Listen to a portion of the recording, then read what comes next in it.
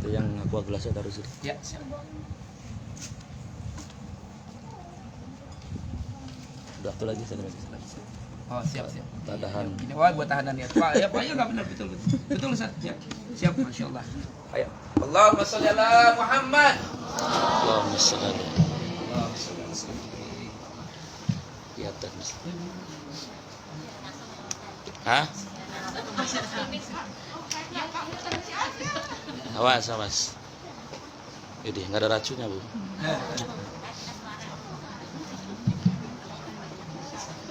Bismillahirrahmanirrahim. Assalamualaikum warahmatullahi wabarakatuh. Waalaikumsalam warahmatullahi wabarakatuh. Alhamdulillahilladzi 'allamal insana ma lam ya'lam.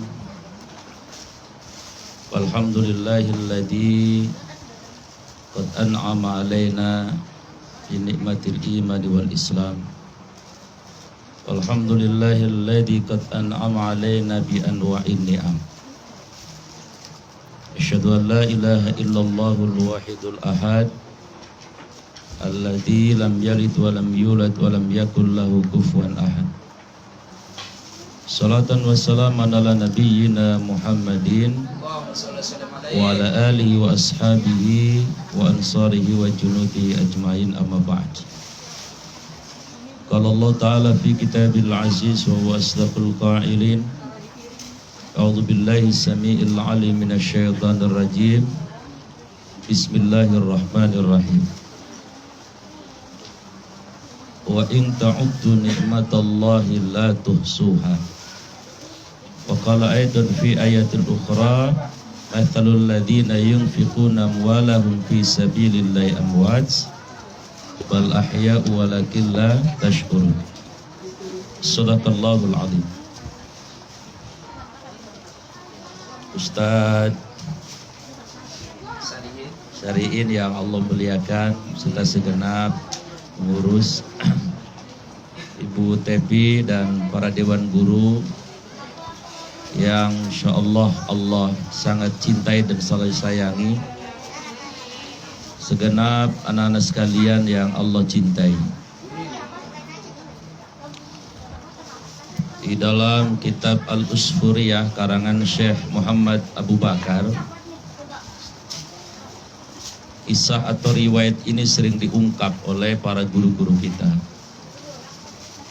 perihal tentang Sayyidina Imam Ali karamullah wajhah. Imam Ali itu apanya Nabi, anak-anak? Ada yang tahu tidak? Imam Ali itu siapanya Nabi?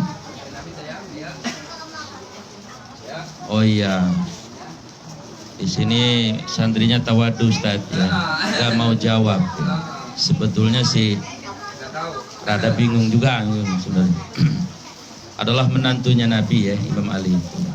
Istrinya namanya Siti Fatimah, putranya namanya Hasan dan Husain. Suatu hari beliau bertanya kepada istrinya, "Istriku, adakah hari ini dana untuk belanja kebutuhan sehari ini?" Lalu istrinya mengatakan, Bunda Fatimah mengatakan, "Wahai suamiku, uang atau dana yang kita miliki adalah tinggal 6 dirham. 6 dirham ini biasanya cukup hanya untuk anak kita Hasan dan Husain." Kata Imam Ali, "Baik, bolehkah Kanda minta uang yang 6 dirham tersebut?" Lalu sang istri mengatakan, "Tafadhal, silahkan wahai suamiku." Dibawalah uang 6 dirham itu oleh Imam Ali. Tujuannya mau ke pasar, mau belanja. Tapi kira-kira 300 meter dari rumah Imam Ali, beliau bertemu, ditakdirkan Allah ya, bukan kebetulan, tapi ditakdirkan Allah. Bertemu dengan seseorang yang kondisinya sangat mengenaskan, orang miskin, bukan hanya miskin kayaknya, Kalau bahasa periginya belangsak bener. Benar Ustaz. Masya Allah. Kalau bahasa orang sononya balaka ciprut dah Bu. Dan belum pernah ketemu Imam Ali, dia nyapa. Ya Abul Husain, kata dia. Kalau orang Arab itu sering dipanggil nama anaknya Abul Husain, berarti bapaknya Husain. Lalu kata Imam Ali, antum siapa? Tuan Ali nggak perlu kenal saya, tapi saya kenal Anda. Anda menantunya Rasul, pasti orang baik. Saya minta tolong ini, saya sedang betul-betul mengharap bantuan dan uluran dari siapapun. Kondisi rumah tangga saya sedang diuji dengan kekurangan yang luar biasa. Memang tampak kelihatan secara zahir, kelihatan miskin betulnya. Imam Ali awalnya menggunakan logika. Waduh, bagaimana urusannya ini? Saya tadi ngomong sama istri saya mau belanja ke pasar, duit tinggal segini-gininya. Lah anak kita ntar bagaimana urusannya ini? Tapi logika iman Imam Ali mengatakan, ini ngapa ya? Rada ngeredet begini. Logika iman Imam Ali mengatakan, Rasul saya, Nabi saya yang saya sangat cintai pernah bersabda, mana qasa alaikum bisadaqatin bal yazdad bal yazdad bal yazdad. Jadi harta atau apa yang kita miliki, yang kita niatkan sedekah karena Allah, kagak bakal berkurang, bal yazdad, malah bertambah 3 kali. Beliau orang yang imannya luar biasa, nggak model kayak saya cecere imannya ya. Barat kerupuk kena air juga melepes. Imam Ali itu imamnya imam makom tinggi, yakinnya nggak ada ragu sedikit pun. Diberi duit itu kepada si peminta tadi, si sa'il tadi. Pulang Imam Ali. Begitu pulang nyampe rumah, assalamualaikum. Lah istrinya Bunda Fatimah, lah ini ngapa laki saya lenggang kangkung ya, lah belanjaannya mana ini? Ini ngomong kayak gini saya nyambung gak ini? Ya pakai rapi ya, sambungin be ya kalau kagak nyambung. Akhirnya Siti Fatimah mengatakan, pakai logika juga dia. Saya sudah kenal Imam Ali udah lama. Dan saya mendapatkan cintanya Imam Ali itu juga wasilahnya dari Rasulullah. Pernah ingat nggak ada yang menceritakan guru kita misalnya bagaimana proses Rasul mencari menantu? Pernah ingat nggak? Nabi pernah mengadakan sayembara. Nanti tolong para sahabat yang masih bujangan, yang masih jomblo gitu ya. Saya ingin mengadakan musabaqah hifdzil Quran, hafalan Quran. Ya. Dan tilawah Al-Quran atau qiraatil Quran. Siapa yang mampu hafal dalam satu malam itu 30 juz, maka dia menjadi menantu saya. Kira-kira begitu. Masya Allah, itu para sahabat lagi roh benar. Semangatnya luar, hamasyahnya dah. Siapa yang gak mau lah jadi menantunya Rasulullah. Menjadi menantunya kiai aja lagi girang kita ya. Ini menurut Rasul. Maka semua sahabat yang masih sendiri berlomba-lomba supaya ingin mendapatkan hadiah yang istimewa. Singkat cerita, malam dari mulai startnya maghrib, semua sahabat setelah sholat zikir doa langsung baca, luar biasa. Semalaman sampai kagak pada tidur.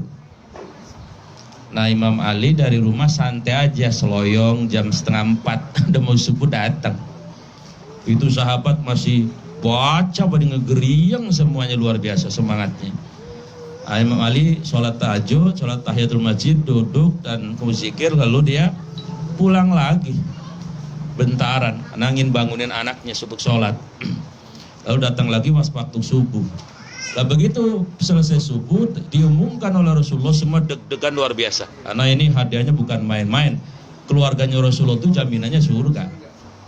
Ya, Imam Husain, Imam Hasan Husain itu adalah pemimpin para pemuda di surga nanti.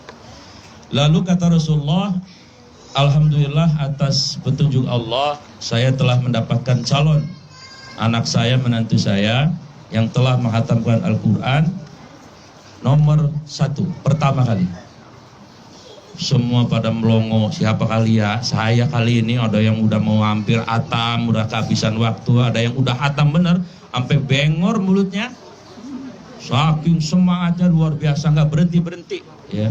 Kalau istilah sekarang aku habis tiga botol kali ya. Setelah diumumin ternyata dia adalah pemenangnya Ali bin Abi Thalib. Waduh, lah pada menganga lah, ngapa dia? Ya Rasul, kami lihat dia kagak serius-serius amat, dia datang terlambat, pulang lagi, kagak baca banyak-banyak amat. Akhirnya Rasul mengatakan, dia memang tidak membaca 30 juz Al-Quran. Kalian juga rupanya kan gak nyampe pada hatam juga, karena gak mungkin satu malam hatam. Ada yang hampir hatam gak jadi. Nah, saya bukankah pernah bersabda, man qara'a suratul ikhlas salasa marra qayyuqatu khatimul Quran. Siapa yang membaca surat Al-Ikhlas 3 kali, maka dia sama dengan menghatamkan Al-Quran. Buder. Akhirnya pada sadar, oh iya ya, lah kita kagak tahu ini ya. Nah itulah, maka Imam Ali dijuluki ana madinatul ilm. Kata Nabi, saya ini kotanya ilmu, wa Ali babuha, dan Ali itu pintunya. Maka di antara sahabat yang terkenal sebagai cendekiawan ilmu adalah Imam Ali karamallahu wajhah. Nah, jadi kembali kepada tadi ceritanya. Lalu Imam Ali pulang tidak membawa apa-apa, kemudian logikanya istrinya mengatakan ini pasti disedekahin. Ini husnudonnya seorang istri. Ini bocah pada kecil-kecil ya, ntar gede kan? Ini yang udah rada gede, ntar pada gede kan? Ente kalau gede sendirian nggak? Bakal sendirian, bakal single terus apa ada yang dampingin? Lah kapan? Ya ntar ya. Ya udah waktunya kan? Lelok sendirian baik, musim hujan sendirian baik, orang sepisan. Akhirnya Siti Fatimah husnudzon, pasti disedekain. Bener disedekain. Ini pelajaran nih, wanita yang husnudzon dengan suaminya, hidup rumah tangganya berkah.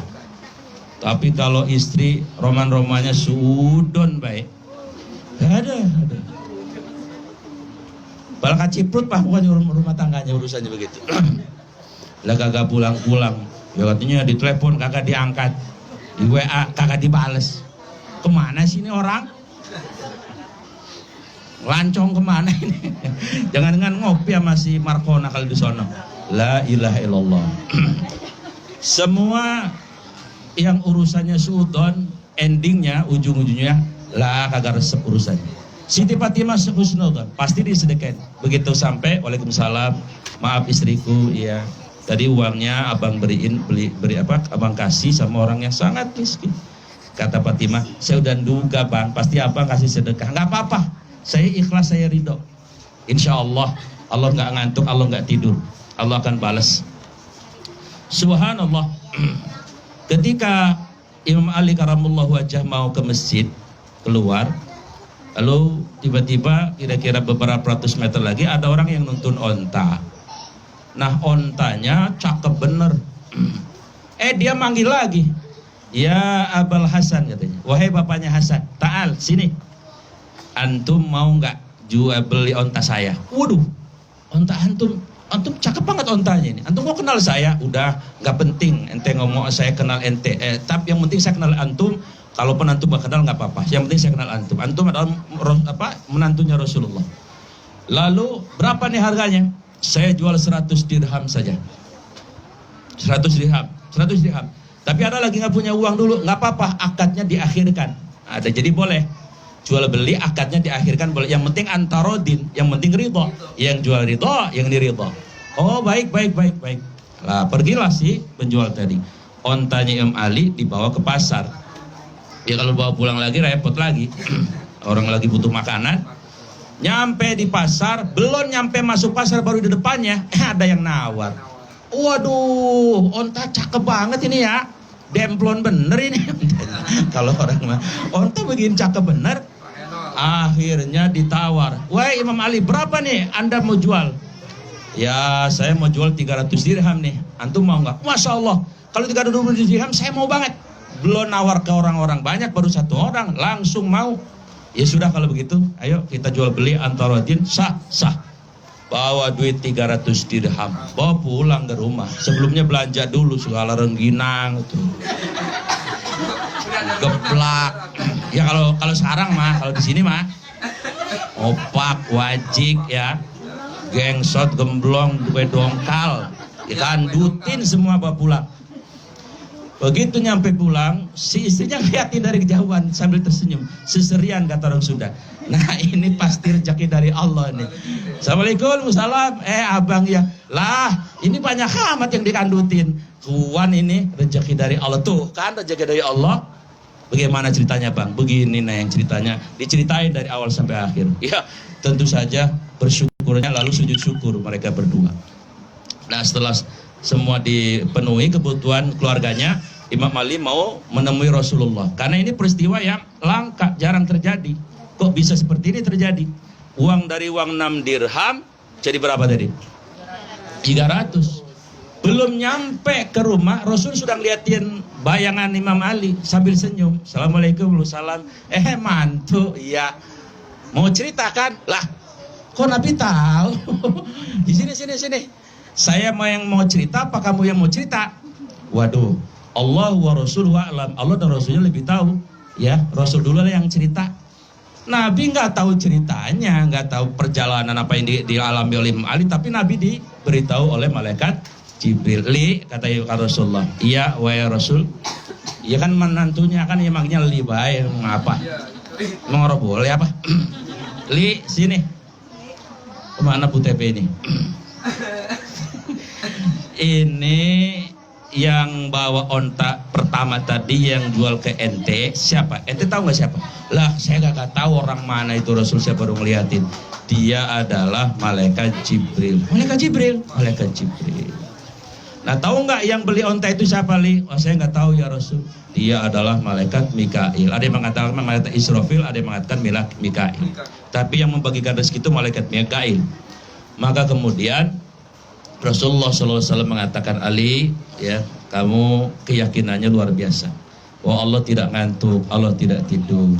Allah tidak akan pernah lupa dengan orang yang bersedekah. Dan ternyata benar, Allah langsung kontan membalas. Maka kesimpulan dari riwayat ini apa? Bahwa setidaknya ada 5 keutamaan orang yang berbagi dengan yang lain. 1, barakah. Barokah ya burukan wa birkatan. Jadi arti berkah itu ada 3. 1 burukan. Jadi kalau kebo, kalau udah kekenyangan derum dia. Semalaman dia gegayem bae mulutnya. Anteng tenang, ada geledek juga kagak nengok, lu udah kenyang. Itu orang yang berkah tuh, hidupnya tenang, nyaman. Walaupun tabungannya di rekening 5 miliar dia tenang baik. Hah? Apa sih? Iya kalau cerita mendingan yang enak-enak baik apa? Lah daripada tabungannya cuman 20.000 lah, kesianan amat. Jadi tenang aja dia. Ya itu namanya orang berkah. Maka lihat kalau orang berkah, ya tenang. Kayak Ustadz ini orang berkah ini, tenang aja, anteng aja. Yang kedua, berkah itu maknanya adalah birkah. Birkah itu air kolam, mata air. Jadi habis dibuat mandi kan santri suka pada mandi ya, kolamnya habis kan? Kalau udah habis diapain? Ada yang isi. Apalagi air dari Allah lah kagak pernah habis. Maka orang berkah kagak pernah habis. Ini tadi barusan cerita Ustaz. Ya mengawal-awal sih ya namanya awal. Allah nguji dulu, ngetes dulu imannya Ustaz dan santrinya. Lah sekarang mah ya Allah yang gerakin orang. Makanya mohon maaf bisa berlebih. Lah dulu mah kurang, sekarang jadi berlebih. Itu cirinya orang yang berkah. Nah yang ketiga, berkah itu maknanya adalah ziyadatul khair, kebaikannya bertambah. Tadi khairun nas anfa'uhum linnas. Hidupnya di jalan Allah, mencari ridha Allah, mencari surga Allah, maka Allah kasih dunia juga. Siapa yang nanam padi, rumput pasti tumbuh. Tapi siapa yang nanam rumput sampai botak sariawan, padi gak bakal numbuh. Maka orang-orang seperti Ustadz, Bu Tepi dan guru-guru ini semua orang yang sedang nanam padi. Gak usah khawatir. Kalau udah nanam padi niatnya nanti ada genjer, ambil. Lah kita kagak niat nanam genjer, adanya diambil. Ya seperti Ustadz juga sama. Saya juga niat di sini ya sih nggak ngarepin apa-apa sih, enggak. Ya tapi kalau ada yang bungkusin lah ilok ditolak. Begitu Ustadz. Ini mah terang-terangan aja gitu. Umpama ada yang ngasih, lah masih ditolak. Begitu. Jadi berkah itu mananya. Yang kedua, hikmah orang yang berbagi seperti Imam Malik tadi adalah mereka nanti akan masuk surga dengan pemberiannya. Siapa yang kenal Imam Al-Ghazali? Beliau masuk surga, setiap muridnya bermimpi, ditanya, "Wahai Imam, Anda masuk surga tentu karena Anda seorang ulama." Oh, bukan. Saya masuk surga itu bukan karena itu. Tapi saya masuk surga gara-gara saya sedang menulis sebuah kitab. Ada seekor lalat ya yang kehausan. Lalu ternyata dia menclok di tempat tintanya beliau sedang menulis itu. Lalu Imam Ghazali menjaganya ya agar dia nyaman sampai kenyang sekenyang-kenyangnya. Begitu sudah kenyang sekenyang-kenyangnya, lalu dia terbang dan Imam Ghazali merasakan puas telah membantu seekor lalat. Lah bayangin, gara-gara bantuin seekor lalat aja bisa masuk surga, apalagi yang bantuin orang. Gampangannya begitu. Yang ketiga, orang yang berbagi itu adalah memiliki sifat Rahman.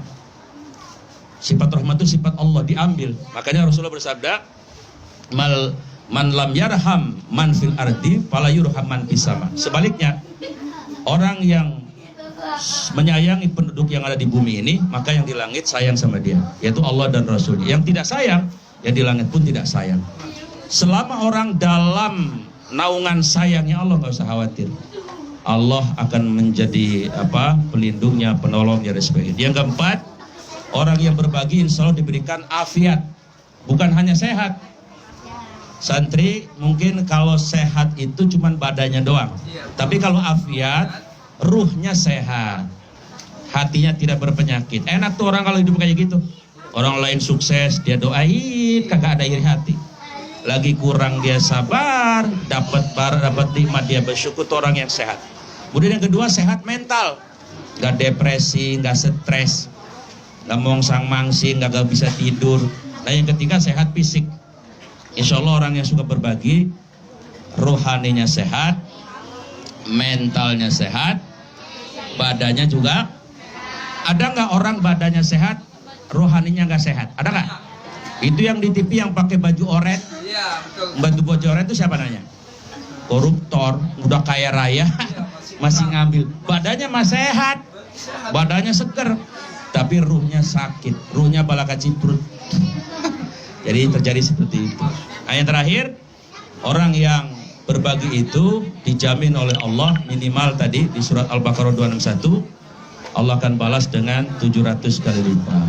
Maka ketika kita yakin seperti ini, mudah-mudahan para santri semua, ya terutama Ustadz ya, akan menjadi orang yang tadi senang berbagi. Ketika orang banyak yang berbagi, maka Allah akan memberikan keberkahan di lingkungan di sini. Ya mungkin karena keberkahan inilah lingkungan juga ikut berkah insya Allah. Malaikat-malaikat juga hadir mendoakan kita semuanya. Mudah-mudahan yang saya sampaikan bermanfaat ya, dan mohon maaf apabila ada hal yang kurang berkenan. Subhanaka Allahumma bihamdik, asyhadu an la ilaha illa anta, astaghfiruka wa atubu ilaik. Saya kembalikan ke Ustaz. Assalamualaikum warahmatullahi wabarakatuh. Alhamdulillah ya, masya Allah tausiahnya. Terima kasih.